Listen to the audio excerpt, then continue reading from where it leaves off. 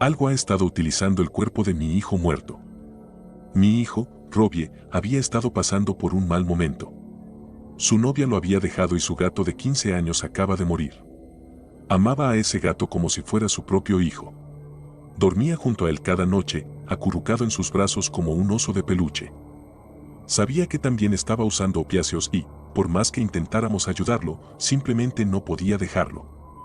Pero un par de semanas atrás, las cosas comenzaron a mejorar.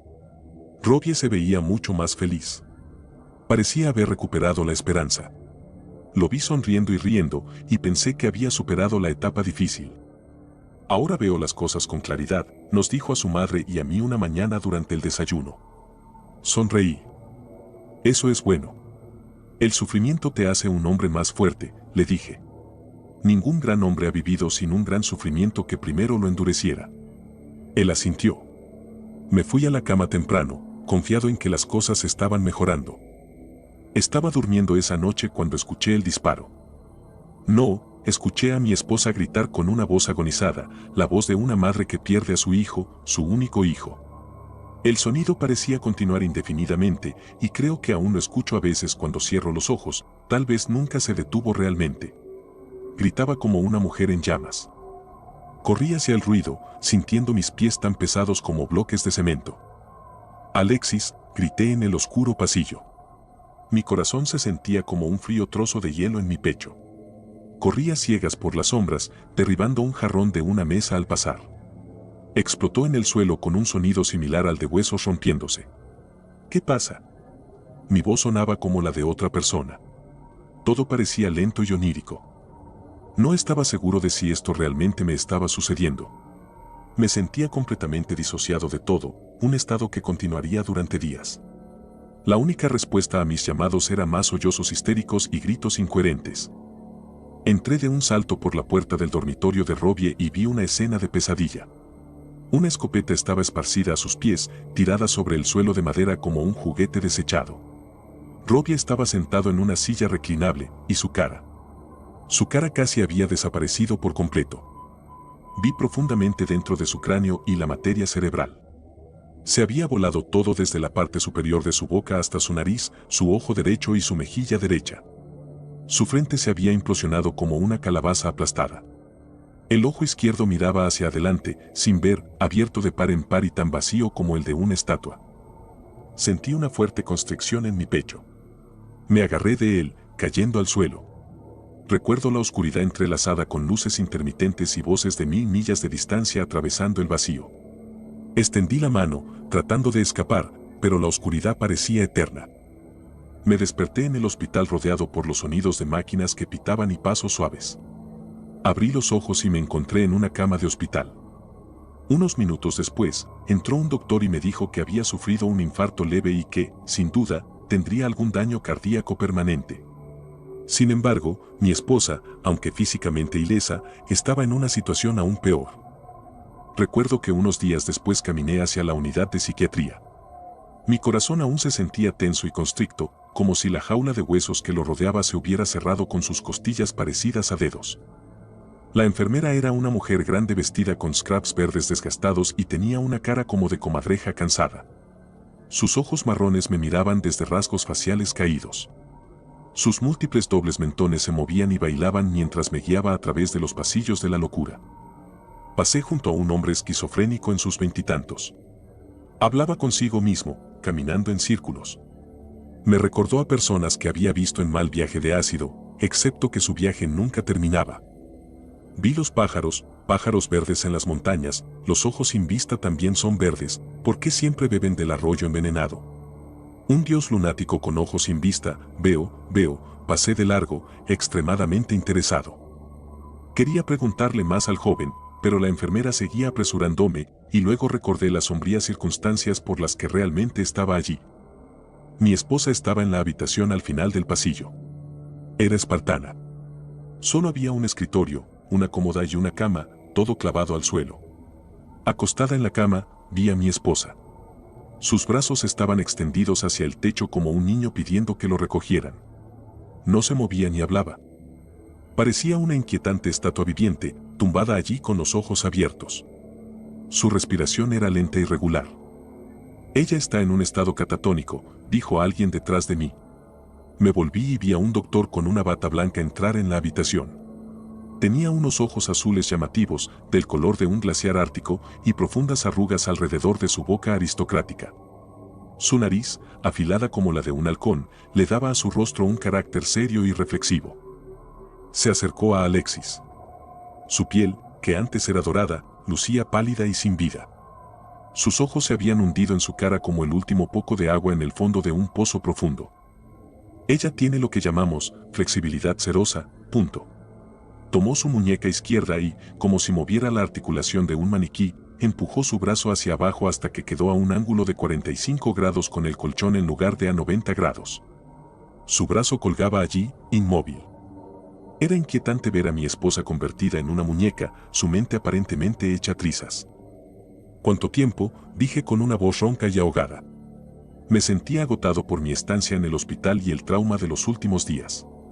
¿Cuánto tiempo estará así, doctor? Él desvió la mirada. Lo siento, pero es imposible decirlo, dijo. Estamos haciendo todo lo que podemos, sin embargo. Le estamos dando terapia de electroshock.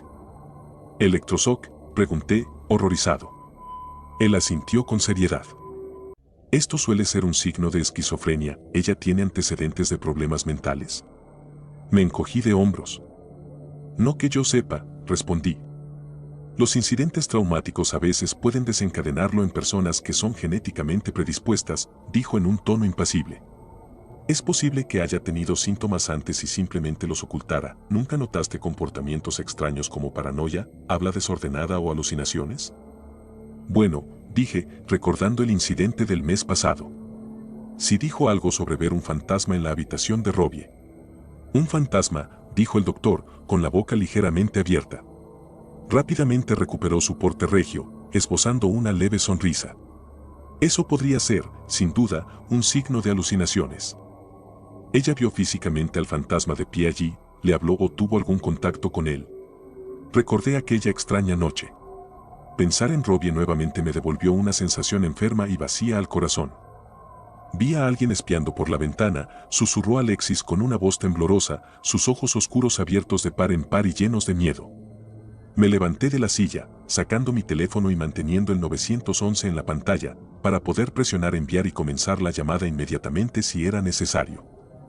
Corrí hacia el dormitorio principal, sacando ropa de mi cómoda para revelar el rifle escondido debajo. Era un arma hermosa, un Springfield 2020 Redline. Siempre lo mantenía cargado en caso de un intruso.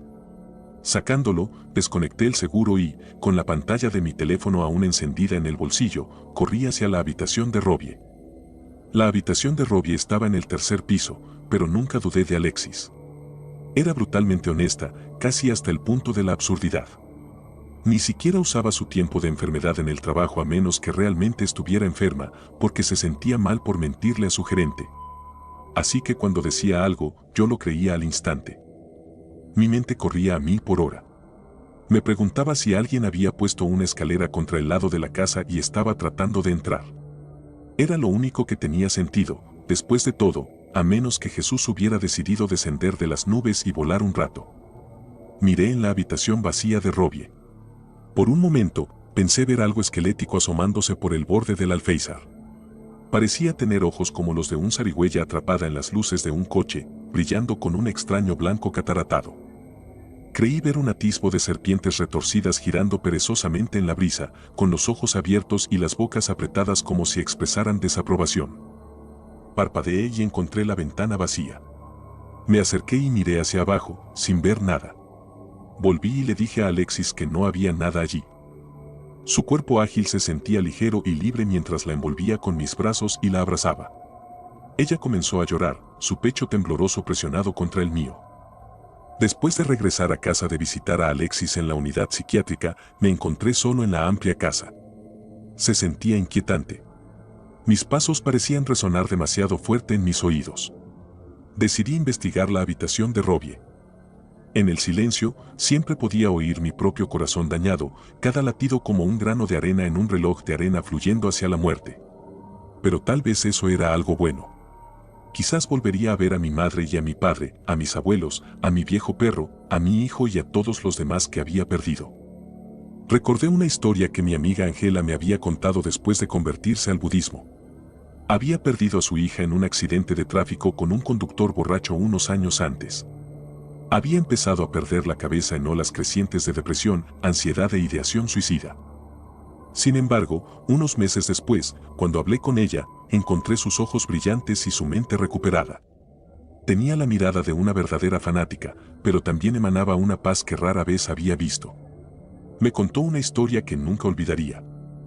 Buda tuvo un caso similar en las antiguas escrituras. Una mujer se había vuelto loca de dolor por la pérdida de su único hijo. Caminaba por el pueblo, su mente destrozada, gritando por su niño. Entonces, Buda estaba en la zona. La mujer se acercó a él, llorando, pidiéndole que le devolviera a su hijo. Buda le dijo que lo traería de vuelta, pero que necesitaba que ella encontrara un ingrediente para el ritual primero. Tenía que encontrar un grano de arroz de una casa que nunca había perdido a un ser querido. Ella vagó por la zona, preguntando a cada persona que podía encontrar si nunca había perdido a un ser querido. Pero todos le dijeron, no. Perdí a una madre, un padre, un hermano, una hermana, un hijo, una hija. La mujer volvió con Buda y le dijo que no podía encontrar una sola casa donde la muerte y la pérdida no hubieran ocurrido. Comenzó a darse cuenta de que la muerte y el sufrimiento eran universales para todos los seres en cada momento, y su mente comenzó a aclararse. Así es, dijo Buda, así es. El dolor, el sufrimiento, el lamento y el estrés provienen de quien es querido, de aquellos a quienes amamos. Pero la verdadera felicidad proviene de no aferrarse, de no desear, de no apegarse a las cosas. Tomando una respiración profunda, empujé la puerta recién pintada de blanco de la habitación de Robbie. El lugar ahora lucía espartano. La sangre y la carnicería habían manchado muchas de sus pertenencias. Llamé a una empresa de limpieza profesional para que las deshiciera. Los pisos de madera también habían sido despojados y reemplazados en las peores áreas donde enormes charcos de sangre se habían filtrado por las grietas. Las lágrimas acudieron a mis ojos. Inhalé durante un largo momento, parpadeando rápidamente para intentar despejarlos. Vi sus cuadernos en una estantería en la esquina. Me acerqué, revisándolos hasta que encontré un delgado volumen negro titulado Diario. Al pasar a la primera página, vi un dibujo de Robbie durmiendo mientras algo horrible, con piel derretida y ojos brillantes, yacía junto a él. Sin embargo, esta abominación no estaba durmiendo. Miraba fijamente a Robbie con ojos emocionados, sin párpados, y sonreía. Al lado, vi unos versos garabateados con la caligrafía espinosa y de letra cursiva de Robbie. Era un poema antiguo escrito por uno de sus poetas favoritos, Jim Jones. Había escuchado a Robbie recitarlo de memoria hace un tiempo y me había puesto los pelos de punta. En la parte superior de la página estaba el título en grandes letras cortantes: El ángel de la muerte duerme a mi lado. Por la noche, su cabello negro y sus ojos oscuros me miran como fotografías que tengo. Colgadas en la pared, ella es un cráneo, sonriendo constantemente hacia mí, ella sonríe. Y sus ojos destellan cada vez que me mira. Estoy enamorado de ella. Quiero ir a donde ella va. A donde las mujeres normales nunca pueden ir. El lugar donde todos nos encontramos al final. El campo de cosecha, la tierra húmeda y fría. Hay cansancio en esta tierra. Y todo en mí lo siente. Desde la forma en que echo azúcar en mi café. Cada mañana, hasta el tiempo que toma. Cerrar los ojos y no recordar nada. Sin embargo, todo es nada comparado con esa sonrisa que tienes. Quiero ir y descubrir de dónde proviene. Muéstrame. Me senté en el sofá de la sala, mirando el cenicero vacío sobre la mesa. Un doctor con una cara como una uva arrugada me había dicho que necesitaba dejar de fumar. Sus ojos antiguos parecían trozos de zafiro plano mientras reiteraba una y otra vez lo afortunado que era de que mi ataque al corazón hubiera sido leve y no necesitara cirugía. En su lugar, me habían dado aspirina, nitroglicerina, morfina y anticoagulantes.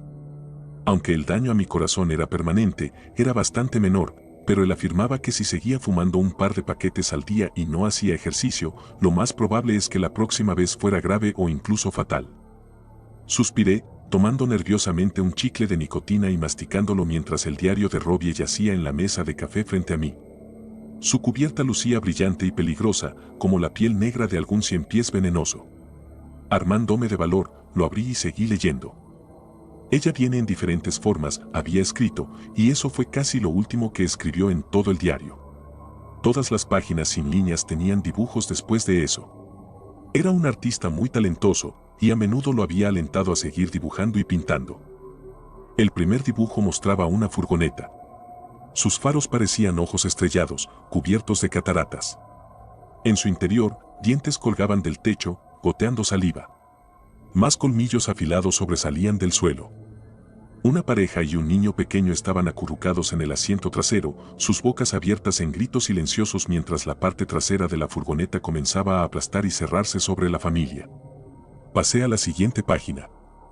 Mostraba una abominación flotando sobre el suelo, su sombra extendiéndose como dedos que empujan detrás de ella. Su cabeza estaba torcida hacia atrás, así que no podía ver su rostro. Tenía alas gigantes, reptilianas, extendiéndose a ambos lados de su cuerpo como las alas de un murciélago, espinosas y afiladas, enmarcadas con huesos estrechos y curvados. Llevaba una túnica negra brillante y tenía docenas de anguilas o serpientes creciendo de su cráneo. Cada una de ellas tenía ojos blancos y muertos y colmillos afilados que goteaban. Enfermo, seguí pasando páginas, encontrando más y más imágenes perturbadoras. Finalmente, llegué a la última página, vi lo que podría haber sido un autorretrato de Robbie, pero todo se veía mal. Sus dientes eran de color negro. Sus ojos brillaban como plata pulida, llenos de una alegría sádica y locura.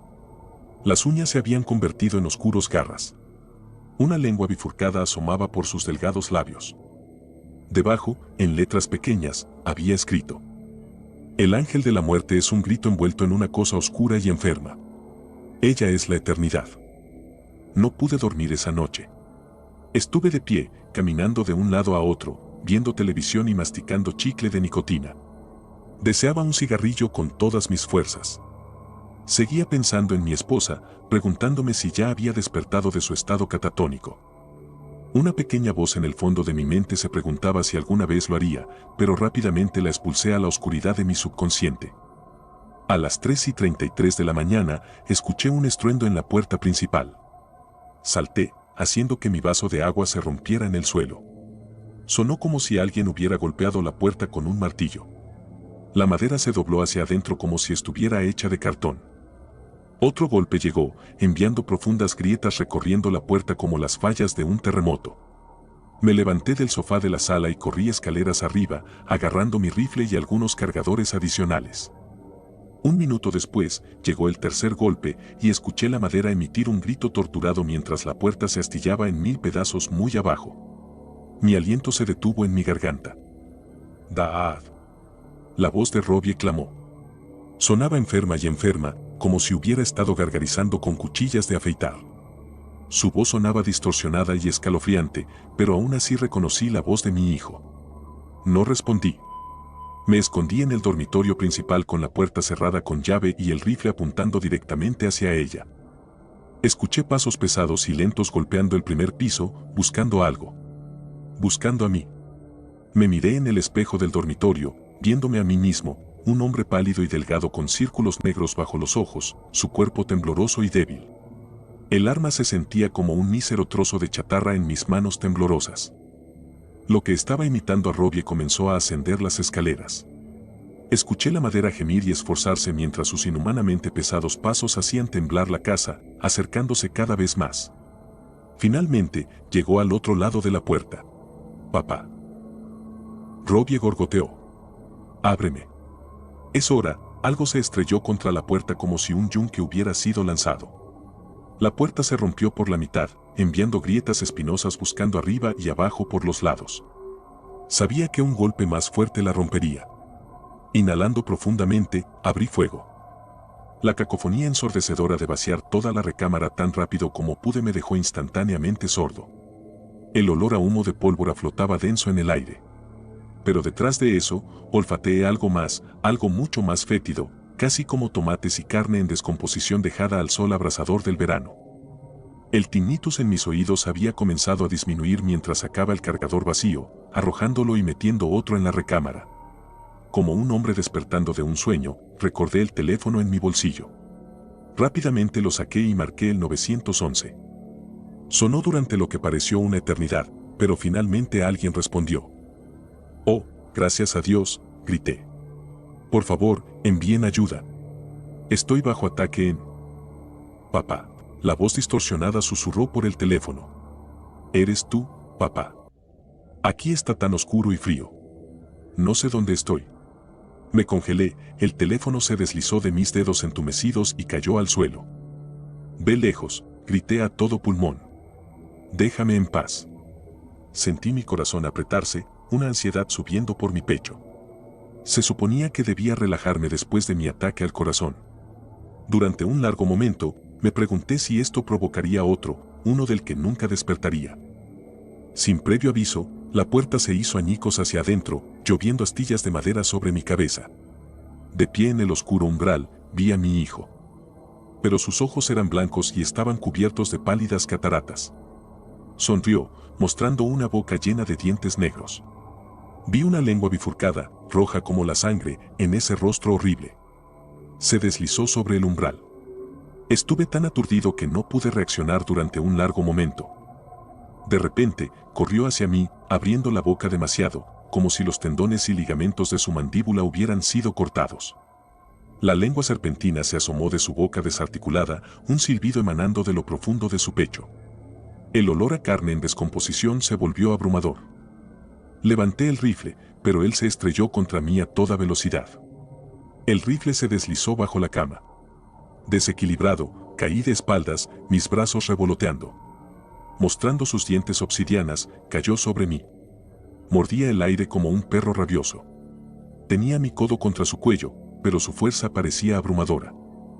Poco a poco, bajó su boca rechinante hacia mi cara. El olor de su aliento casi me hizo sentir enfermo, un hedor rancio de azufre, heridas infectadas y pantanos fétidos. No podía luchar contra su fuerza mientras se acercaba a unos centímetros de mi cara. Intenté apartarme, girando mi cuello hacia un lado. En un instante, se abalanzó y su mandíbula se cerró con un sonido como el de un revólver disparándose. Sentí un dolor frío y ardiente donde solía estar mi oído derecho. Sangre caliente brotó de la herida. Con un golpe de adrenalina, metí la mano izquierda en mi bolsillo y agarré la llave de mi casa. Gritando un grito de batalla ensordecedor, la levanté y se la hundí en el ojo blanco y ciego de la criatura. El ojo explotó. Algo frío y lleno de gusanos se deslizó por mis dedos. La criatura retrocedió de repente y aproveché el movimiento, empujando con todas mis fuerzas. Cayó de encima de mí y me levanté, con la adrenalina disparándose en mi cuerpo. La sangre seguía empapando mi camisa mientras corría fuera de la casa. Me subí a mi coche y salí lo más rápido que pude, revisando constantemente el espejo retrovisor. Decidí conducir tan lejos como pudiera y nunca volver, pero dudaba que eso evitara que la abominación regresara. El viento invernal azotaba las calles vacías mientras huía, soplando copos de hielo y nieve sobre la tierra muerta. Cubierto de sangre y aturdido, escuché cómo aullaba con las frías agonías y las voces inaudibles de los condenados. Si alguna vez escuchas un grito de ayuda por la noche mientras acampas, ignóralo. Me encanta acampar, pero después de mi viaje más reciente, no creo que vuelva a hacer lo mismo. Monté mi tienda en un terreno bonito y plano y recogí leña para hacer una fogata. La noche llegó con todos sus sonidos nocturnos y me relajé escuchando los búhos ululando y los grillos chirriando. Aún mejor era el hecho de que no había nadie más alrededor. «Help». Fue sutil. Casi lo pasé por alto. La voz venía de lo profundo del bosque y por un momento no podía creer lo que escuchaba. Sonaba femenina, pero curiosamente no podía asegurar qué era exactamente. «Por favor, ayúdame», continuó. Iluminé con mi linterna entre los arbustos y empecé a caminar. Para ser completamente honesto, incluso como hombre adulto, estaba paralizado de miedo. Así que hice lo responsable y llamé a la policía local. Fue entonces cuando las cosas pasaron de extrañas a muy raras. La policía me dijo que lo ignorara. Les expliqué que alguien podría estar herido y probablemente necesitara atención médica, pero me aseguraron lo contrario. Cuando insistí y pregunté por qué, me dijeron: «Señor, si alguna vez escucha esa voz de nuevo, ignórela. No responda y no se acerque». Bueno, la escuché de nuevo. Pero no la ignoré. Casi era la medianoche cuando oí la voz por segunda vez. Me desperté al escuchar a alguien susurrando "Help" y sonaba como si estuviera justo afuera de mi tienda. Salí a ver y no había nadie, pero la voz continuaba desde la distancia: ayuda. Por favor. Una vez más tomé mi linterna y miré alrededor del área donde estaba acampando. Tenía demasiado miedo de seguir la voz hacia el bosque, especialmente porque las autoridades mismas la evitaban. Pero luchaba moralmente, tratando de decidir si debía ir a ayudar a esa persona o escuchar a la policía, que estaba preocupada por mi seguridad. Pero entonces escuché otra voz, diferente. Esta otra voz, que también parecía venir del bosque, era un tono más bajo. A diferencia de la primera, que clamaba por ayuda, esta era fuerte y exigente. Silencio, exigió la otra voz. Nadie te va a ayudar. Una vez que escuché eso, estaba seguro de que alguien estaba en problemas. Volví a llamar a la policía. Cuando les informé sobre una segunda voz proveniente del bosque, parecieron estar aún más preocupados. Me dijeron que debía empacar mis cosas y abandonar el campamento inmediatamente. Dijeron que escuchar la segunda voz, más masculina, significaba que eso se estaba volviendo desesperado. También mencionaron que las dos voces provenían de la misma persona. Esa parte fue extraña y me confundió, por decirlo menos. En este punto, desestimé a la policía de esa zona como locos, pero no antes de decirles lo que pensaba. Me enojé. Les dije que si no venían a verificar la situación, lo haría yo mismo. Repetí que una mujer podría estar en serios problemas y que era su deber ayudarla, pero aún así se negaron a venir. Todo lo que seguían repitiéndome por teléfono era: no entre al bosque, señor. Parecían más asustados que yo. Una vez que colgué el teléfono, escuché las voces de nuevo. Una suave: por favor, alguien ayúdame. Y luego un gruñido: silencio, nadie viene. Era un poco después de la medianoche en ese momento. No podía vivir conmigo mismo sabiendo que tenía la oportunidad de salvar la vida de alguien, pero en lugar de eso, me acobardé. Así que tomé algunas cosas y me aventuré en el bosque. Cuando entré al bosque, las voces cesaron. Así, de repente. No había gritos, ni susurros, ni órdenes. Incluso los búhos y los grillos se habían ido. Nada más que hojas danzantes y ramas de árboles chirriando. Dejé de caminar y miré a mi alrededor, dando una vuelta completa de 360 grados. Hola, ¿hay alguien aquí?, llamé. Nada. Estoy aquí para ayudar, continué. ¿Dónde estás? ¿Estás bien? Sigo sin recibir respuesta. Pensé en llamar a la policía otra vez, pero me reí para mis adentros. Me parecía extraño, pero algo reconfortante, no encontrar a nadie allí afuera. Aún así, seguía sintiéndome inquieto, así que empaqué mis cosas y finalmente dejé el campamento. No sabía por qué la policía, de todas las personas, estaba tan asustada. En el peor de los casos, alguien estaba en peligro real y todos habíamos fallado en ayudarle. En el mejor de los casos, eran idiotas que pensaban que decir ayúdame en medio de la nada era una gran idea para una broma. Para ser honesto, cuando escuché la voz por primera vez, sí pensé que era una broma. Cuando la escuché por segunda vez, junto con esa otra voz, me volví un poco más preocupado. Y lo mismo me pasó la tercera vez que la escuché en el bosque. Pero cuando la escuché de nuevo por cuarta vez, una semana después de dejar el campamento, proveniente de dentro de mi propia casa, me volví muy preocupado. Hoy fui a acampar solo, pero no estaba solo. Podría haber sido la cúspide de la estupidez, pero ahí estaba de nuevo, escuchando esas historias de terror. Tenía 12 años y acababa de descubrir el suministro interminable de horror. Era la misma rutina todos los días: despertarme, escuchar a la gente leer estas historias y luego no poder dormir por la noche. Ahora que soy mayor, me parece gracioso, como me lamentaba por la noche y luego me llenaba de emoción durante el día. Así era yo.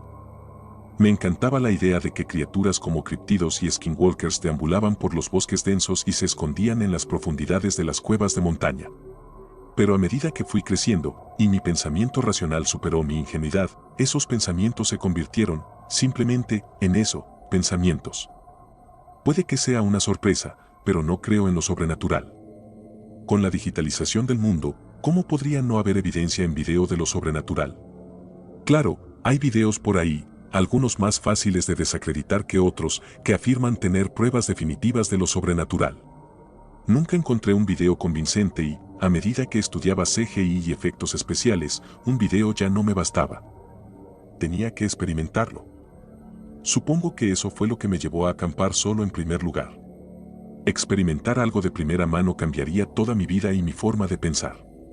Iría más allá de la idea de que todo lo que estamos aquí para hacer es simplemente existir, como una hoja que vuela con el viento. Pero permítanme reiterar, esta historia que estoy a punto de contar no trata sobre lo sobrenatural.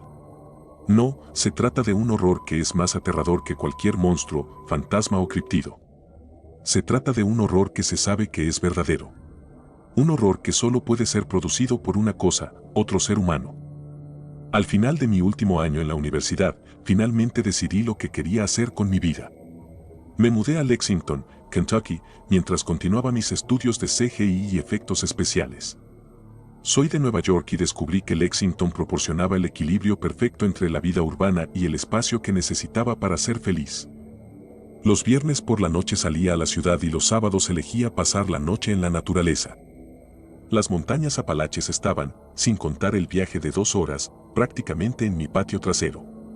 No era ajeno a las historias y leyendas que contenía el sendero de los Apalaches, ni a las innumerables advertencias contra acampar solo. Aún así, muchos lo hacían, y muchos regresaban decepcionados, aplastados por la realidad de que sus esperanzas de un acontecimiento inexplicable se desvanecían. Nunca pasaba nada, pero la reputación de los senderos se volvía cada vez más oscura. Naturalmente, si quería una experiencia de algo de otro mundo, este tenía que ser el lugar para ir. La primera vez que fui a acampar, fui con 2 de mis compañeros de trabajo que rápidamente se estaban convirtiendo en mis mejores amigos, Arek y Nate. Entonces, ¿crees en todas las historias?, pregunté. Acabábamos de salir de la ciudad y nos adentrábamos más en las áreas boscosas. ¿Creer en qué?, preguntó Arek mientras conducía con Nate en el asiento del pasajero. En los skinwalkers y las leyendas urbanas. Ya sabes, eso de, no salgas después de que oscurezca, punto.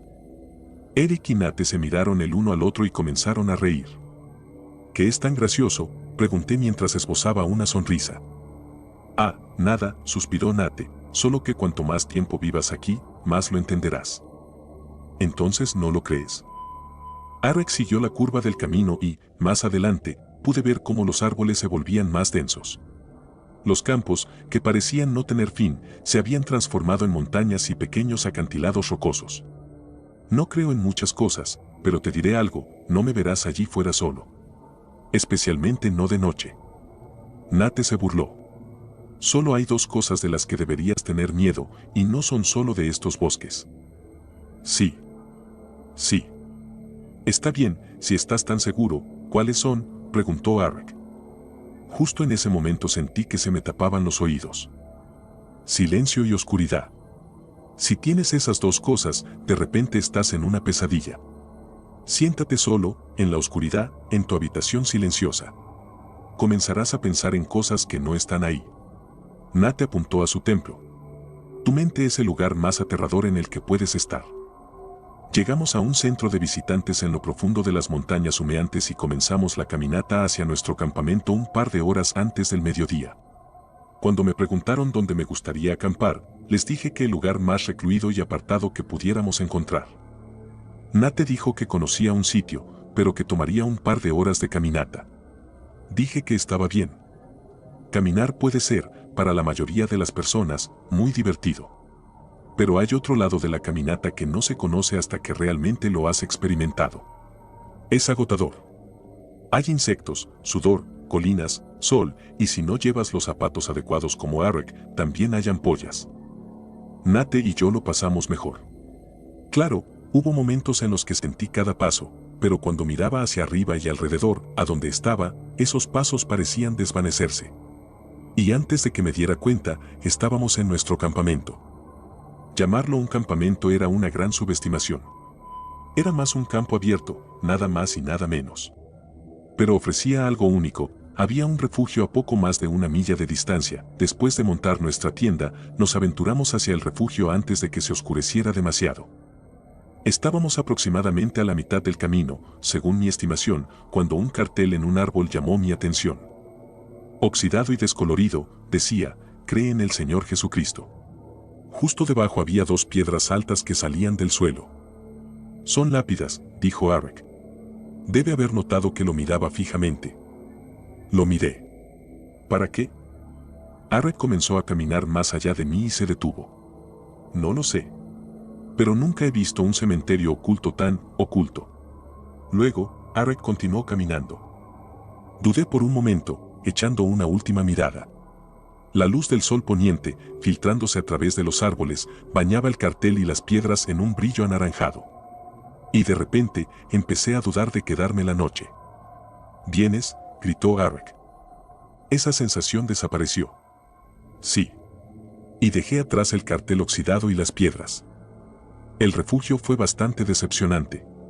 Por lo que he llegado a aprender, los refugios tienen una especie de connotación negativa. La cantidad de insectos, ratones y serpientes no son los únicos aspectos poco atractivos de un refugio para excursionistas. A veces, los refugios pueden estar llenos de campistas. Y dormir junto a alguien que no conoces en un lugar aislado es peor que cualquier ratón o serpiente. Pero hay una cosa sobre los refugios que no sabía hasta esa noche. Hay diarios de refugio. Para quienes no lo saben, algunos refugios tienen un cuaderno para que los excursionistas escriban. Es la parte favorita de Nate al recorrer las montañas Apalaches. Sacó el cuaderno negro de una bolsa de Ziploc. Puedes encontrar buenas historias en estas cosas. Es divertido ver los cambios de refugio a refugio. Le pregunté qué era y Nate me lo explicó. Comenzamos desde el principio. Todo, desde registros fechados hasta dibujos. Eso fue hasta que Nate pasó a las últimas 2 páginas. Vaya, dijo. Eric, que estaba tomando fotos, ahora estaba intrigado. ¿Qué es? Nate dejó caer el cuaderno, mostrándonos lo que había dentro. De arriba a abajo estaba la misma frase, Dios, ayúdame. Estaba escrita en grande y luego en pequeño. A veces la tinta era oscura, con rasgaduras en el papel. Otras veces, la tinta era delgada y casi desvanecida. Esta es una escritura reciente, dijo Nate. Bueno, eso es un poco inquietante, chucleó nerviosamente Arik. Tomé el cuaderno para mirarlo más de cerca. Hombre, no creo en Dios, pero esto es bastante escalofriante. Nate me quitó el cuaderno de las manos y lo guardó de nuevo en la bolsa de Ziploc. Probablemente solo sean unos chicos bromeando con todos. De todos modos, necesitamos regresar, se está oscureciendo demasiado. Nate tenía razón. Para cuando regresamos al campamento, el sol había completado su rotación diaria y nos había sumido en la oscuridad. Después de encender un fuego, la noche transcurrió sin complicaciones. Asamos perritos calientes, quemamos esemores, contamos historias de la infancia y, eventualmente, hicimos nuestro mejor esfuerzo por dormir. Creo que fui el último en quedarme dormido. Recuerdo pensar esa noche en lo vulnerable que es realmente el sueño.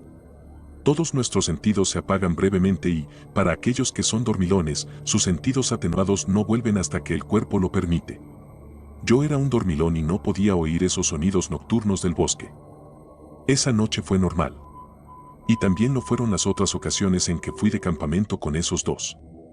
Aprendí a apreciar la dureza del suelo, la tierra, los insectos y, lo más importante, los ruidos tranquilos de la noche. No sé si fue por la sobreconfianza o por mi ingenuidad, pero hoy, casi 2 meses después, regresé, esta vez solo. Nate me dio la dirección y el mapa del sendero. Todo esto fue después de que le asegurara que no iría solo. Antes de irme del trabajo esa tarde de viernes, se puso muy callado. Tienes que tener cuidado. Por supuesto, le dije. No me miró con más seriedad de la que jamás lo había visto, me refiero a tener mucho cuidado. ¿A qué te refieres? Suspiró. La semana pasada fui a acampar justo más abajo del sendero donde todos fuimos. La mayoría de los excursionistas caminan en la misma dirección, así que lógicamente revisé el registro del siguiente refugio en la línea. No había nada. Oh, dije, está bien. No entiendes, amigo. No había nada como lo que vimos. No había, Dios, sálvanos, ni escritura de arriba a abajo, ni siquiera una mención de Dios. Espera, así que... Lleva tu 9 milímetros, dijo mientras regresaba a su escritorio. Sé que te dijimos que no lo trajeras la última vez, pero esta vez lo haría.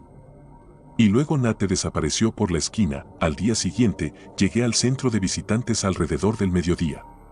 Al estar en pleno verano, el sol se mantendría un poco más tiempo afuera, y sin las paradas de Arrek, no tenía prisa. Llegué a mi campamento en 5 horas. Era exactamente como lo recordaba, un pequeño campo abierto que apenas tenía espacio para una tienda de campaña y una fogata. El sol todavía brillaba, pero era tarde por la tarde y la noche caería rápidamente. Me instalé y luego salí a buscar el refugio. Después de lo que Nate me había contado, el registro del refugio fue lo primero que vino a mi mente. No tenía idea de dónde estaba exactamente.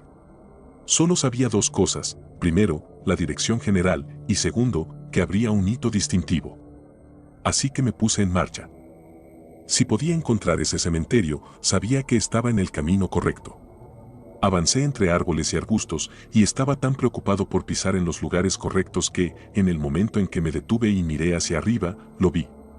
Ese mismo cartel oxidado y descolorido. Solo que esta vez, la G en Dios estaba casi completamente borrada. Me acerqué al árbol y coloqué una linterna de mi mochila sobre una de las piedras. Regresaría aquí cuando cayera la noche. Como imaginé, el refugio no fue difícil de encontrar después de dar con el cementerio oculto. Estaba en el mismo estado de decepción que antes. No me imaginaba a un excursionista quedándose aquí. Esta vez, noté algo tallado en uno de los troncos. Eran marcas de conteo, y después de contarlas, determiné que había 57 rayas. Y fue entonces cuando agarré el registro del refugio. Esta vez, sin embargo, el cuaderno era significativamente más ligero que la última vez. De hecho, solo había un par de hojas de papel en él. Lo abrí y vi los mismos mensajes de Dios, sálvanos. Y luego noté que todas las otras páginas del registro habían sido arrancadas. La siguiente página era diferente, solo un poco. Esta vez, Dios, sálvame estaba escrito de arriba a abajo. Seguí pasando las páginas hasta que leí lo que me erizó la piel. Tu Dios no puede salvarme. En las páginas anteriores, la escritura era garabateada, difícil de leer y fea. Esta vez, la escritura era clara, como si hubiera salido de una máquina de escribir o impresora. Pasé la página, sumerge tu alma antes de que tu Dios te falle, una vez más. Pasé a la última página, Él ha despertado. Había algo muy mal. No eran predicaciones de religión. Y si los mensajes no eran suficientes, la tinta de la última página parecía húmeda. Los mensajes de la última página acababan de ser escritos. De repente, sentí como si alguien me estuviera observando. Arrojé el cuaderno al suelo y miré entre los árboles.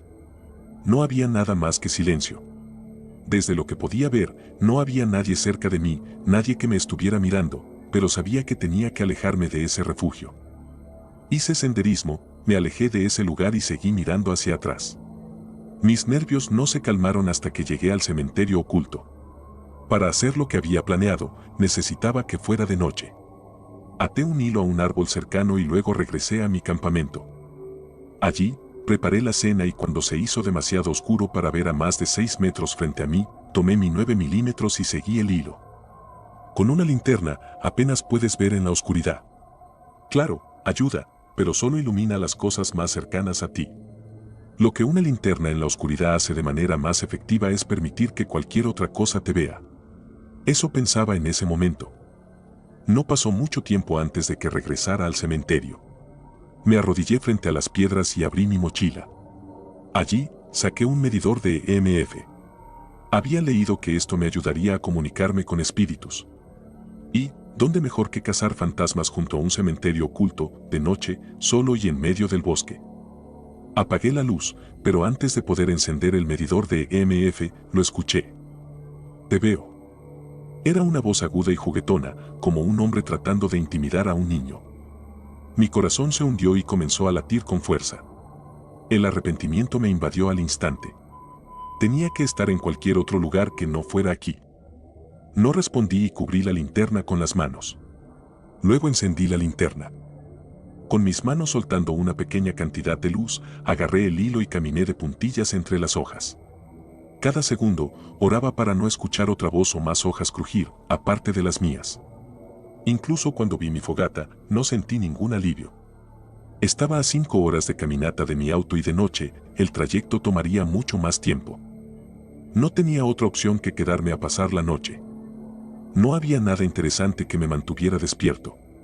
Eché agua al fuego y luego subí a mi tienda. Metí todo dentro de mi tienda, incluyendo mi 9 milímetros. En medio del bosque, y sin el ronquido de mis compañeros de camping, cada sonido se amplifica y se convierte en algo que no es. La pequeña brisa del viento puede hacer que caigan ramas, sonando como pesados pasos. La rutina nocturna de un mapache puede parecer una persona acercándose a tu tienda.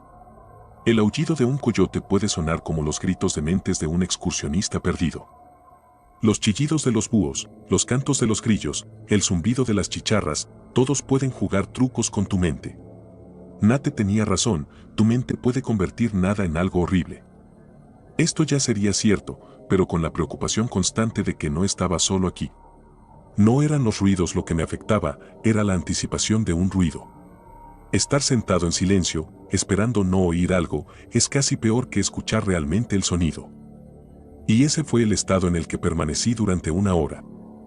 Sosteniendo mi 9 milímetros, y paranoico, apoyé mi cabeza contra la almohada, orando para que lograra salir de esta. Mis ojos se volvieron pesados, mi respiración se ralentizó, mis sentidos comenzaron a apagarse, comenzando por el olfato y, afortunadamente, el oído fue lo último en apagarse. Porque justo entonces, escuché la risa más tenue, mis ojos se abrieron de golpe y la adrenalina reemplazó a la melatonina. Apreté el 9 milímetros y sentí mi corazón latir a través de mis dedos. ¡Ayúdame! Esta vez la voz era mucho más fuerte y más cercana, pero una vez más sonaba aguda. No tuve tiempo de pensar o responder porque justo en ese momento escuché a alguien corriendo directamente hacia mí. Hojas y ramas volaban a través del bosque mientras este hombre se acercaba a toda velocidad. ¡Aléjate! Tengo un arma, grité levantando el arma hacia la puerta de la tienda. El hombre dejó de correr. Durante un momento hubo un silencio doloroso mientras comenzaba a sentir las lágrimas caer por mis mejillas. Quiero volver a verte. Entonces disparé. Nunca había disparado mi arma sin protección para los oídos. Siempre había escuchado que los disparos sonaban fuerte y estaba preparado para eso. O al menos, pensé que lo estaba. Un disparo es más ruidoso de lo que imaginas. Mis oídos comenzaron a zumbar y no pude decir si el hombre se había ido o se había quedado. No podía moverme. Permanecí allí, apuntando el arma hacia la cremallera hasta que mi cuerpo se rindió. Eventualmente, me quedé dormido y desperté al amanecer. No creo que necesite exagerar lo aliviado que estaba al despertar. Pero no puedo comenzar a describir la desesperación que sentí al abrir la cremallera de la tienda. Allí, en el suelo frente a mí, estaba la cabeza de un conejo. Nada más que la cabeza. Grité entonces, horrorizado. Ser un dormilón no solo significaba que ignoraba los ronquidos de Arek y Nate. Ignoraba todo. Después de agarrar mi mochila y dejar mi tienda atrás, hice el camino de regreso, solo guardando mi 9 milímetros a mitad de camino de la montaña. Llegué a casa temprano en la tarde. Comencé a desempacar mi bolsa, pero había algo en ella que no era mío. Era el registro de la cabaña. Ese hombre había estado en mi tienda. Me vio durmiendo. Aparte de que mis tarjetas en mi billetera estaban desordenadas, no había nada más faltante o añadido. Es difícil recordar exactamente cómo está tu billetera, pero siempre mantengo mi débito primero.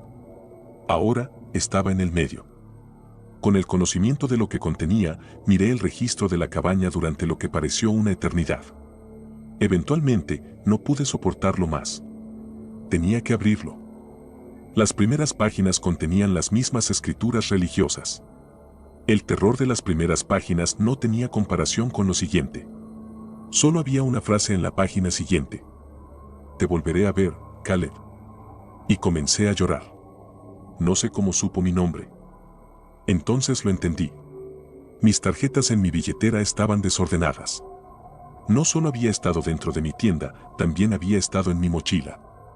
Pero eso no era ni de lejos lo peor, porque si había visto mi identificación, mi nombre no era lo único que había allí.